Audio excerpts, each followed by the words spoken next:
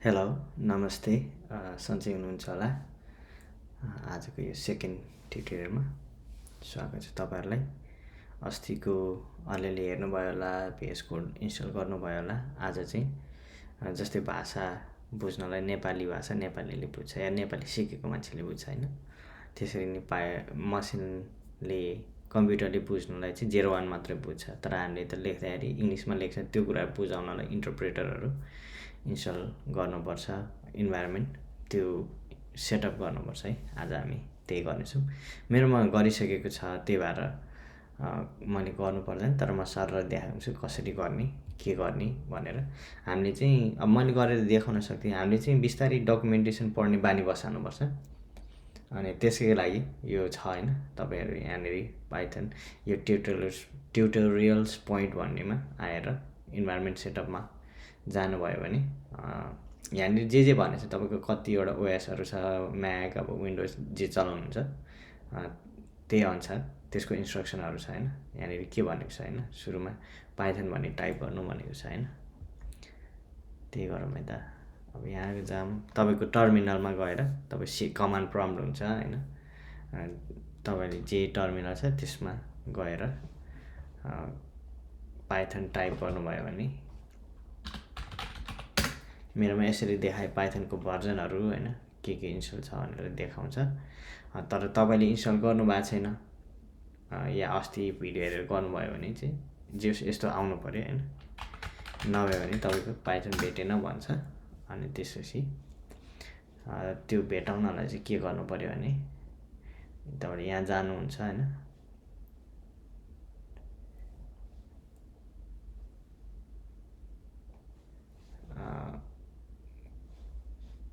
यहाँ गएपछि चाहिँ तपाईँले यहाँनिर डाउनलोड गर्नु पऱ्यो पाइथन होइन।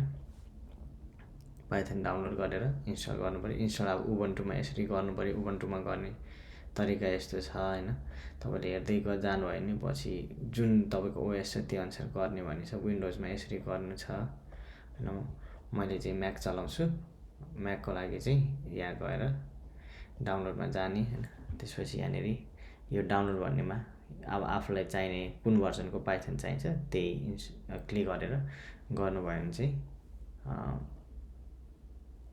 त्यो डाउनलोड हुन्छ। मैले चाहिँ अघि भर्खरै डाउनलोड गरेको भएर तपाईँले अलि पनि देख्नुहुन्छ होइन। अन्त यसरी यसलाई क्लिक गर्नु, मैले त्यो गरिसकेको छु है। म फेरि डाउनलोड गरेर देखाउँछु। मैले गर्नु चाहिँ पर्दैन होइन, किनभने मेरोमा अलरेडी पाइथन छ, तर पनि तपाईँलाई सजिलो होस् भनेर। त्यसपछि तपाईँले यसरी अब यो चाहिँ मैले अहिले देखाएको चाहिँ ठ्याक्क म्याक ओएसको लागि भयो है, तपाईँको लागि छुट्टै हुनसक्छ। त्यही भएर त्यो इन्स्ट्रक्सन फलो गर्नु। अब बुझेन भने त्यसपछि कमेन्टमा गर्नु, म बुझाइदिन्छु। फेरि नयाँ भिडियो बनाएर राखिदिन्छु। यदि तपाईँहरूलाई आफ्नो इन्भाइरोमेन्ट अनुसार चाहियो भने चाहिँ कन्टिन्यू गर्नु होइन। यो चाहिँ प्रायः जस्तो अब सबै पढेको राम्रो, तर युजली त्यो धेरै हुन्छ अनि पढ्दा नि पढिँदैन।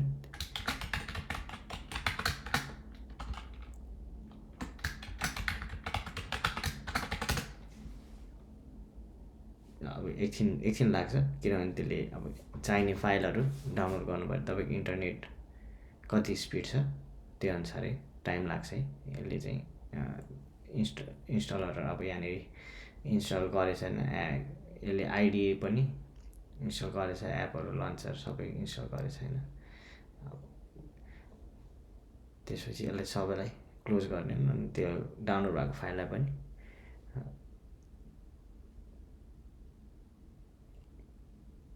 डिलिट गर्छ है त्यसले। त्यसपछि अब तपाईँको अब फेरि के गर्नुहोस् भने अब त्यो इन्स्टल भइसकेपछि ल तपाईँको काम भयो कि भएन भने फेरि आएर पाइथन भन्ने चाहिँ टाइप गर्नु। अब चाहिँ यो देखाउनुपर्छ तपाईँको। यो नभएसम्म चाहिँ तपाईँको पाइथन राम्ररी इन्स्टल भएको छैन है, त्यो चाहिँ बुझ्नुहोस्। अब पाइथन इन्स्टल भएन भने चाहिँ तपाईँले कम्प्युटरलाई भनेको कुराहरू चाहिँ बुझ्दैन। त्यो भइसकेपछि के गर्नुहोस् भने एउटा फोल्डर बनाउनुहोस्। मैले चाहिँ अब प्रोजेक्ट्स भन्ने छ मेरो अलरेडी होइन, तपाईँले पनि प्रोजेक्ट्स भन्नुभयो नि हुन्छ। अब तपाईँलाई के लाग्छ त्यही अनुसार बनाउनुहोस्। अनि त्यसपछि MKDIR भन्ने हुन्छ होइन। mkdir भन्ने हुन्छ। अनि त्यसपछि मैले चाहिँ त्योभित्र पाइथन प्रोजेक्टभित्र पाइथन भनेर डाइरेक्ट बनाएँ। अब फाइल अलरेडी एक्जिस्ट भन्छ मेलाई, किनभने मैले चाहिँ पहिल्यै बनाइसकेँ, त्यही भएर मैले सिडी पाइथन भनेर जान्छु होइन। अनि त्यसपछि मैले सबै बनाइसकेको छु, तर तपाईँहरूलाई पनि सजिलो होस् भनेर गरिरहेको छु। अब पाइथनभित्र चाहिँ मलाई चाहिँ एउटा के अर्को डाइरेक्टरी बनाउनु पऱ्यो होइन, गेटिङ स्टार्टेड विथ पाइथन भन्ने त्यो पनि छ भने त्यसपछि म सिडी गेटिङ स्टार्ट। अब तपाईँले त्यसको नाम जे राख्नु भयो नि हुन्छ है, पाइथन भयो भने बेसिक पाइथन, स्टार्टिङ पाइथन, जे गर्नु भयो नि हुन्छ त्यो गर्नुहोस्। त्यो अब मैले अलरेडी बनाइसक्यो भनेर फेरि त्यो गरिराख्दिनँ। म चाहिँ एलएस भन्ने कमान्ड हुन्छ, त्यसपछि के भित्र छ भन्ने हुन्छ होइन। यहाँ गएर तपाईँले कोड VS कोड इन्स्टल गरेको हुनुपर्छ। यसको लागि चाहिँ कोड गरेर basic.py भनेर गर्नुभयो भने चाहिँ अब यो सबै तपाईँले क्लिक गरेर गर्न सक्नुहुन्छ। फेरि यसरी कमान्ड प्रम्प्टबाटै गर्नुपर्छ भने छैन, क्लिक गरेर जसरी तपाईँले नर्मली फोल्डरहरू बनाउनुहुन्छ त्यसरी गर्नुभयो हुन्छ है। यस्तो गर्नुभयो भने चाहिँ तपाईँको के हुन्छ भने त्यसले चाहिँ त्यो चाहिँ यो VS कोड खोलिदिन्छ। अनि त्यो basic.py भित्र चाहिँ हेलो वर्ल्ड भन्ने छ होइन। हेलो वर्ल्ड भनेर अब चाहिँ तपाईँले के भन्नुभयो, प्रिन्ट गर भनेर भन्नुभयो कम्प्युटरलाई, के गर भनेर हेलो वर्ल्ड भनेर है त। अब तपाईँले त्यसपछि यहाँ गएर पाइथन अनि त्यसपछि बेसिक अब यहाँनिर यहाँबाट पनि तपाईँ चाहिँ यो टर्मिनललाई एकचोटि बन्द गरिदिनुहोस् होइन। यहाँ गएर चाहिँ टर्मिनल भनेर गर्नुभयो भने चाहिँ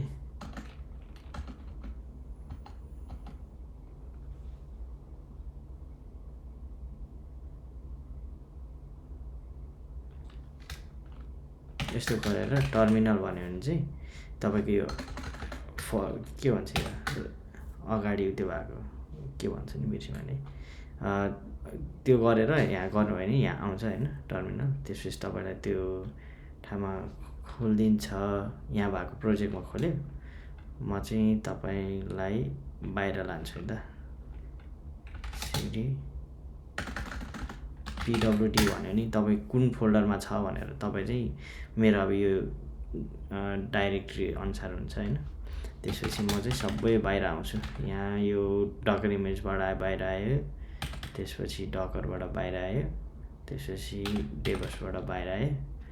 अब प्रोजेक्ट्समा आयो नि त। यहाँबाट तपाईँले अघि पाइथन भनेर बनाउनु पाइथन अनि CD getting started with Python यहाँ पुग्नुभयो भने चाहिँ अब चाहिँ पाइथन यसको अलिक सजिलो पनि छ पछि बिस्तारै।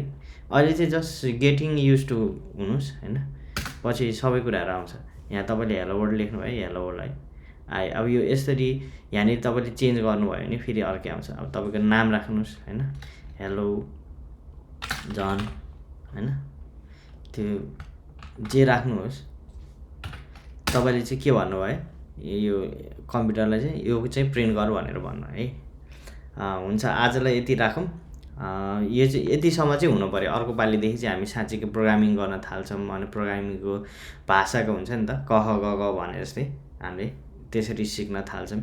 यो चाहिँ अब चाहिँ चट्ट तपाईँले तरकारी बनाउन आँट्दाखेरि कराई चाहिँ आगोमा हालेको जस्तै भयो अब होइन। तेल सेल हाल्ने, तेललाई के भन्छ त्यसरी खाना पुरै बनाउन चाहिँ बिस्तारै हामी सिक्नेछौँ।